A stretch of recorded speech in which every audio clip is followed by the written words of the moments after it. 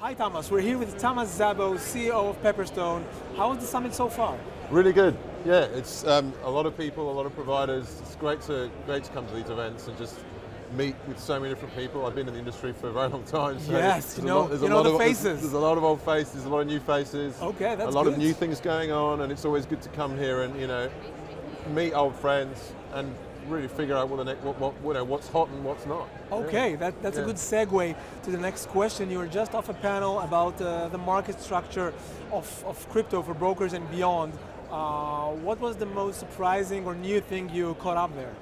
I'll tell you one thing that was surprising. Not so much the panel discussion I thought was excellent, but one of the panelists asked the crowd who's involved in crypto and who's thinking of getting involved in crypto. Skin in the game. I was very surprised how little hands went up. Oh, for all the talking of crypto. Well, maybe they're all there because they wanted to hear about it, but Right. I assumed that most brokers were offering CFD crypto already.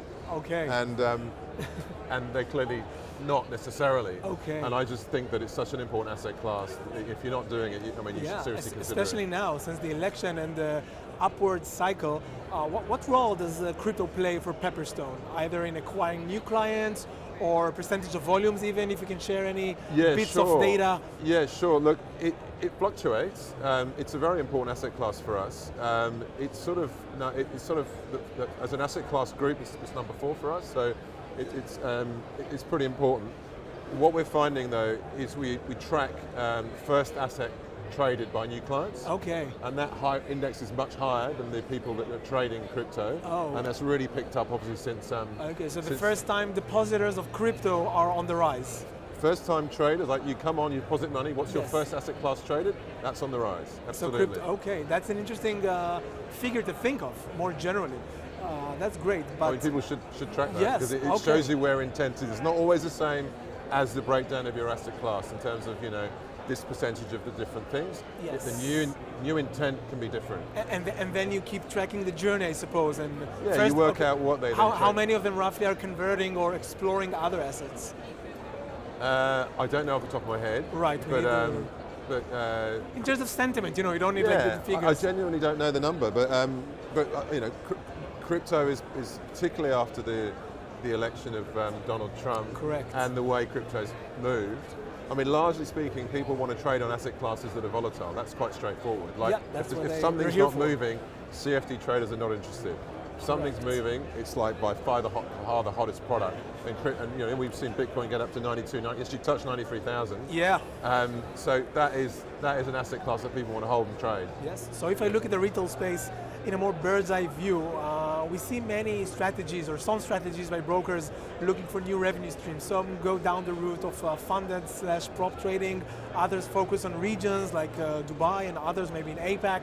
What do you identify or think that Pepperstone would focus on in this regard in 2025? Yeah, look, we're not looking at prop trading. It's just not something we've got so much on, and it's sometimes you've got to be really, you've got to be careful of what you do and what you don't do. Because if you don't do something, it gives you room to do other stuff. So prop trading is not something we're looking at, but we are very much looking at global markets and global expansion, and really putting more effort into certain countries and regions that we'd like to grow in. So it's a geographic play for us at the moment. Right, and the putting off prop trading for the moment, is it a decision led by just not losing attention, or is it specifically about this product, something that doesn't sit right with the strategy? It doesn't sit right with my strategy, okay. But also Pepperstone's proposition is really good liquidity at a really good price and offer really good service. That is what we're about, right? Prop trading for me doesn't fit into that. Makes sense. Liquidity, no. It's just not what we're good at. Other Right. people will do that better than us. So unless we're going to bring something to the market that's going to be, if at par, if not better than everyone else, why bother doing it? Right? We're just not going to go and disrupt that market because other people are going to do it better than us. So fair enough. Not for us. Okay, it's good that you're not FOMO induced to do stuff. No. That's good. No. And you talked about regions, and one region of interest here, obviously, in London is the UK market. Many think that because of the FCA and because of other reasons, maybe Brexit, it doesn't shine as it used to. But Pepperstone turned a decent profit, and generally your presence in the UK is strong. Do you see the UK as an important region for the bottom line only, or are there other considerations, I don't know, prestige, or because many brokers whose alpha is clearly elsewhere are still applying for FCA license. So how do you view this? Look, we don't do anything for prestige. We think I don't want to be arrogant, but we think we've got enough of that. We don't need any more of that. And prestige, if you want to call it that, can be quite expensive if you just want to buy it. We don't need it. So we don't do anything for prestige. Every license we have, we want to monetize. We don't do anything, as a sort of loss leader or whatever you want to call it. It is a business conference here, so. At the end of the day. So the UK, our UK entity is somewhere between 10, 12, 13% of group revenue. So it's not huge, but it's pretty important to us. One thing that's really interesting, I think, particularly after the recent budget in the UK, is spread betting. It's tax-free, and people are quite cautious about advertising that too loudly out there in the market, which I think is sensible. I can tell you that the title of the session at this event about the UK market was betting on spread betting, and then I got private emails telling me, no, don't include these words, I don't want them. So at the end of the day, it's called spread betting, right? And it's tax-free for that reason. But it's... hello.